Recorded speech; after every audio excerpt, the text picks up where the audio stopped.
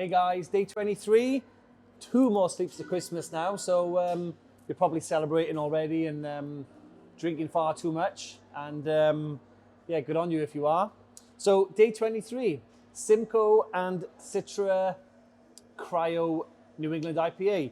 Now what is cryo, you might ask? Well, cryo is a kind of hop that is frozen to a certain level where you get all the really the real punchy parts to that hop, the real oily particles fall through a sort of mesh system, and you collect it. It's like a concentrated hop basically. So you kind of pay treble the price for it, but you're getting treble the flavors coming through. So it's a fairly new thing, been out maybe a year or so.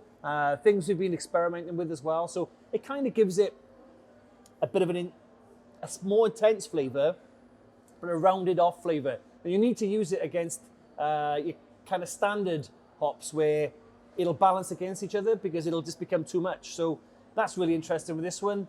Citra, old school hop. It's a classic. We love using it. It's in beers like Club Tropica and things like that. Very, very tropical, citrusy. Against Simco then, which is another big classic, which is more kind of piney, fruity and resinous. So perfect combination. So it's a bit of a classic New England IPA really. So just a bit of a switch up to the old school, or back to the old school I should say.